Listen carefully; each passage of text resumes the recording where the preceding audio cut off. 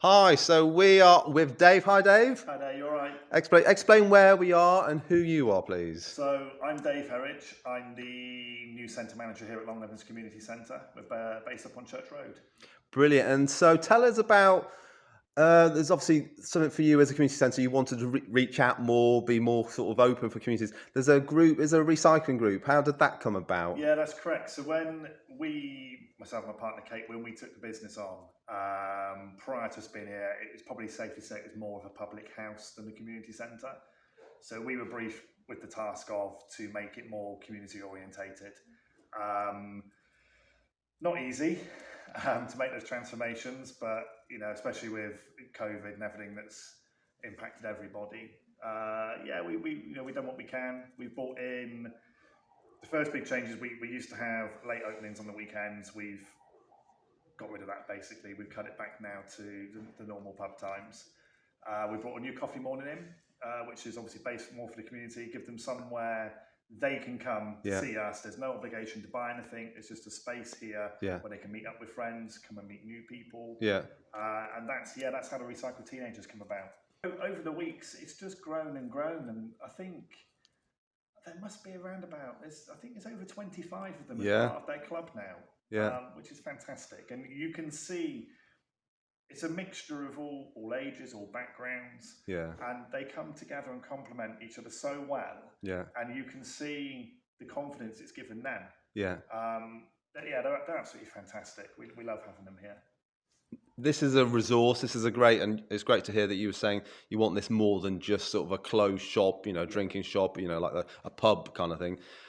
And obviously you use this venue gets used for other things now as well. What would you love to see happen? What would that be, that dream for this place? You're in Longlevens. This is a community centre. What would be some of those? We want to make it the hub, the main focus point of the area. So everyone's talking bases. If there's anything happening in Longlevens, it's here. We've already been doing. We run a lot of clubs here. We already cater for. We got the guides, the brownies, rainbows, etc. We got them in the bottom hall. We've got anything from fitness classes to yoga clubs, even a ukulele club that comes in once a month. So we keep our spaces, I think, reasonably priced. Obviously we are a business, we do have to make money as well, but we keep everything as cheap as possible so we can get the right people in, so there's more going on here. So even if it's whether it's a child or right the way through to someone that's more elderly, there's something here in the community centre that they can come and do. And for you, obviously you are running this place, but the good thing about you're a human being. It sounds like you're really into community as well. What drives you? What's that passion there? Where's that come from? I don't know really. It's a good question. I think it's a feel-good factor. It's nice knowing that you are helping people out. It's good to give back. It can't be all one way. Yes, we are a business. We do have to make money. We have got the bar, and it is our main income. Don't get me wrong, but it's not just about that. It's we've started looking into the community, how we can give back more as a business. We started off with sponsoring one of the local children's football teams. Longlevens, they're now under 14s. Sorry. So we paid for them to have their kit, brand new kit. It's not loads, but it helps them. In return, most of those parents didn't even know the centre was here, but now they come in, they see us. The kids come in after games. We help out with the local. I'll get it right now. Community minibus. That Sandra and John run and do a wonderful job. So we contribute towards that to help keep that funded.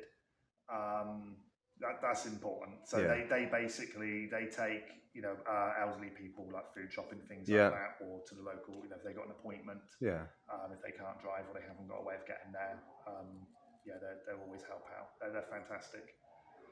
And we sort of try and do as much as we can. Really, we got a lot of things planned in the pipeline.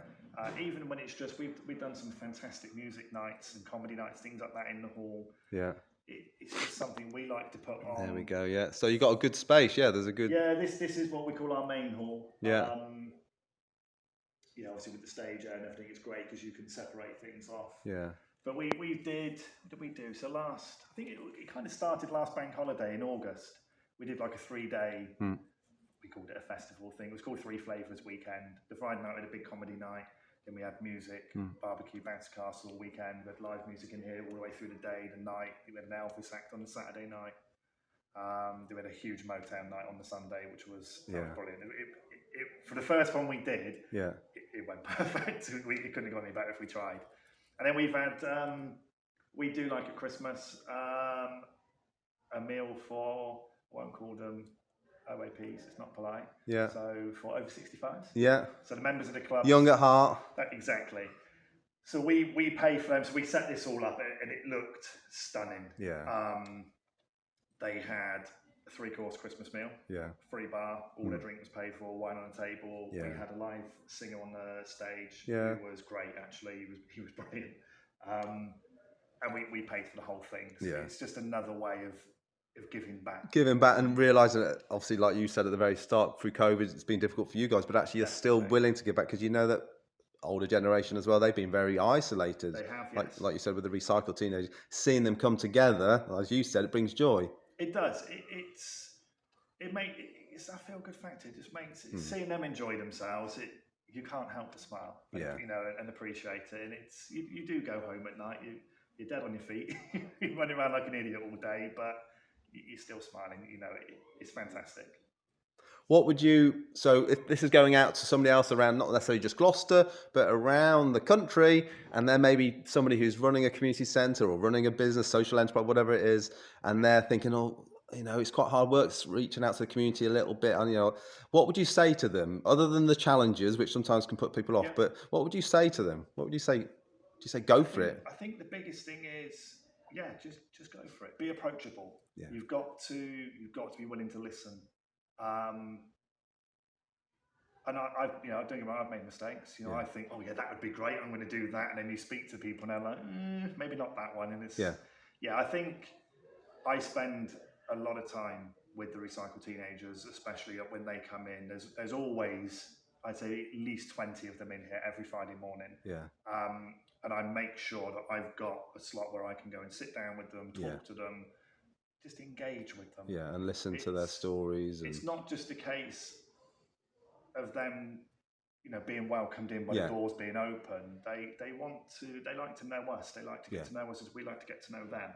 And I think that's probably why it works so well. Yeah. So I think, if I was going to, any advice I could give to someone else, firstly, get to know your community. Yeah. Spend that time, looking at who's about. Yeah. Maybe what the area is missing. Yeah. And try to bring that into your establishment, but just make sure you give them the time as well when they come in. Brilliant. Excellent. Well, really appreciate your time. I know you're a busy man, but you're very welcome. My pleasure. Keep doing the good work because it does make a difference. Sometimes you don't realise it's not about numbers through the door, but actually the people's lives are changing. That connections they're having on a Friday, but other times they're coming in. That isolation is breaking down, and I think part of that is groups like yourselves in communities being open, being willing, being flexible to actually work together. And I think that's great. So hats off to you. No, it's very. Well, I should have my hat on actually. You caught me on a day off today. That's fine. So I wouldn't normally have this on. That's all right. Thanks a lot, Dave. Kind, thank you. Cheers.